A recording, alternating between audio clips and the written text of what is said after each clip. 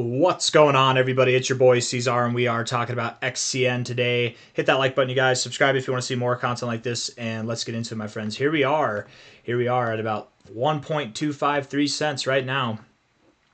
Moved up today, probably psyched out a couple people, got you to buy the highs. Maybe, I don't know. Hopefully nobody's panic selling now that we're going lower. I think inevitably we are going lower, right? We're there, guys. We're there. We're at the final onslaught to the downside here. This is nothing new, nothing unexpected, right? We look at the 4-hour time frame. What you did here, what you pulled was a higher high in the 4-hour time frame on the RSI relative to these lower highs. That's what you call hidden bearish divergence, which implicates that you will see continuation of the trend to the downside. I said it indicates that you will.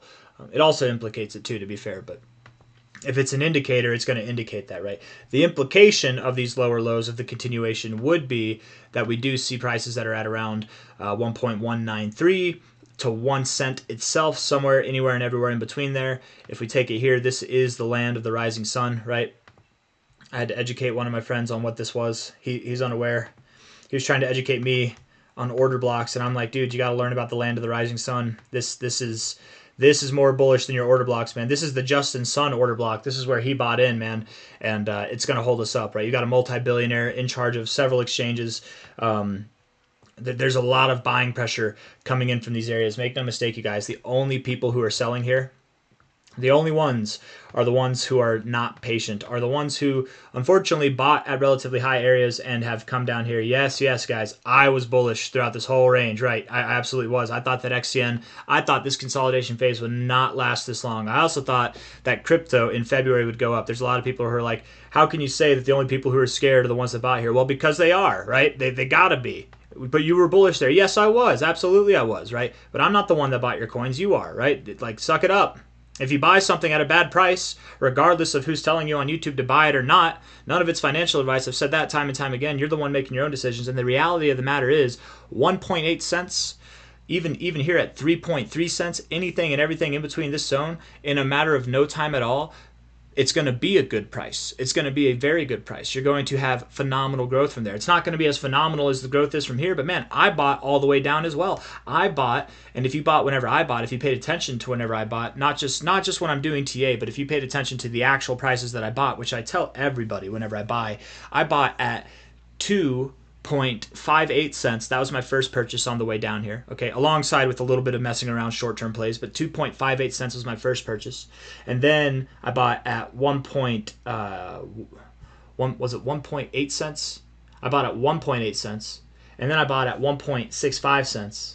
And I've recently just bought at 1.25 cents, right? The only people who are fearful right now, they're not just the people who bought here. They're the people who blew their load here. They're the people who bought and put everything into this, while the whole time too, let's be real here. If you want to blame me for your problems, the whole time, even though I was bullish, I was saying we could go down to 1.5 cents, 1.3 cents. That was something that we discussed throughout this whole time. And why would that make sense? Because you're pulling back to prior areas of resistance. I didn't think we'd go down there, but I did acknowledge that as a possibility, right? And you should accept possibilities. And that's why I personally didn't start buying until these relatively lower prices, or at least I started putting more money in at these lower prices, because you oftentimes shouldn't buy when you're validated. You should buy when you're proven wrong, whenever you are below the areas that you bought before, and you should not blow your load all in one go. I'm not making fun of anybody. I'm not trying to insult you. I'm trying to help you understand where you went wrong, where I went wrong, right? We have to learn. If we just put blame on somebody without looking inward or without looking at why this happened, you're never going to learn. You're just going to you're going to say, screw it, C-Zar was wrong. Now I'm going to listen to this guy or this girl on YouTube. And then whenever they're wrong, you're going to go to the next one, and you'll be touring through all these different YouTubers. And that's fine if you want to continue to do that, but you'll always be late to the party. You'll always be blaming somebody else, and you will never actually accept or understand where the wrong is coming from. Right? You can't buy the highs, and you can't put everything in at one price and expect it to go well from there. If you do, you're setting yourself up for a very emotional standard that will cause you to sell the lows. Not financial advice, not a financial advisor, but if you're selling down here, you're making a bad decision.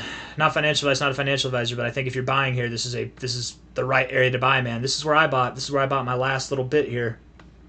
and I do believe that we are going to recover in a very, very short amount of time. I'm sorry I got to be dad for a second there, but damn, man, it's how it is. Anytime that we go to the lows, people are the loudest, are the whiniest, are the most fearful at these levels, and I get it. I get it.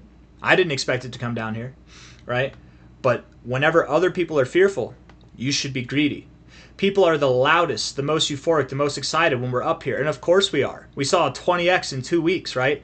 That's why. If you got in after a 20x, that's a like in a very short amount of time, that's not necessarily a good thing. But we did pull back a lot. We saw in a very short amount of time a very wicked rip to the downside. 63%. To me, I thought that was good enough. I didn't think that we had to go lower. But here we are, lower nonetheless, right? I do not have to be right all the time. I've been wrong before. I will be wrong again. I don't have to be right all the time. I've been wrong plenty of times. And retrospectively speaking, it should have been very obvious that we were inevitably going to the 382 and probably just below there. Anytime you break below the 236, you oftentimes do go to the 382. And I didn't acknowledge that until we were closer to the 382 personally. But hey, here we are. It is what it is, man. And likely we are moving up in a very short amount of time after we see this next move come down, okay? On a 4-hour basis, we've got a little bit lower to go. We are breaking above the 40. We are coming back below the 40. And we're going to see some higher lows in the RSI likely forming, giving us bullish divergence, a nice area to bounce from, okay? A nice area to bounce from. What we're going to get here from a low to a high is going to be something that's between 1.193 cents to 1 cent itself. I would expect that we do probably find support somewhere in this area, but if we do go a little bit lower than that, we could go all the way down to 0.0086, 0.0083, even something like this down here, because if we go back in time and we look, this is an area that we found support. This is the bottom zone of the land of the rising sun, man. Justin Sun bought down here. He got his exchange cronies to buy down here. They're all getting involved with XCN. And, you know, that is a theory. I don't know Justin Sun personally, but I would assume, just a thought here, a guy with multiple billions of dollars who partnered with this coin back here, and we were seeing a lot of volume come back in over these times, you guys. I would assume that there was some buying going on between him and his friends. I'm just, you know, I'm connecting dots that I think deserve to be connected. I don't think it's that hard of a conclusion to make. It's like if Warren Buffett starts talking bullish about something, but he never admits to the public that he bought it. Do you think that he's involved? He's probably involved, right? Or maybe by the time he's talking bullish about it, maybe he's actually looking to get out. Maybe he's been involved and now he's looking to get out of it. I don't know. That's how the rich people do it, man. They will only talk about things after they've had enough of accumulation for themselves. But I don't think I have anything else that I wanted to say. I guess I just wanted to come on and rant a little bit. We've got higher highs here on the RSI, lower highs in the price, hidden bearish divergence. Absolutely, I believe we're going lower. If you want to invalidate me, this is something that I should have talked about yesterday. If you want to invalidate the notion that we're going lower, what I need to see from you, XCN, is I need to see you get above 1.9 cents or 1.88 cents. If you can get above there, then we're not going lower. You get above 1.88 cents, 1.9 cents on a closing basis on 4-hour time frame. If you can do that, then we're going higher. We're not going lower. But until then, lower we go. I got nothing else to say. Hit the like button, you guys. Subscribe if you want to see more content like this. And actually, hold on now. Where is it? This one? Yes, it is this one. I do want to look at the LRO real quick. Let's just see. Yes, we're in a downtrend here. 1-hour time frame. We're looking to deconfirm this uptrend that we're setting up here. Reversion, yeah, I think we're going lower. And then with the daily time frame as well. We're not building bearish divergence. Oh, it's because it's a green day right now. For now, yeah. We're getting rid of some of this bullish divergence that we're forming on the MACD. That's not necessarily encouraging, but that's okay. It happens sometimes.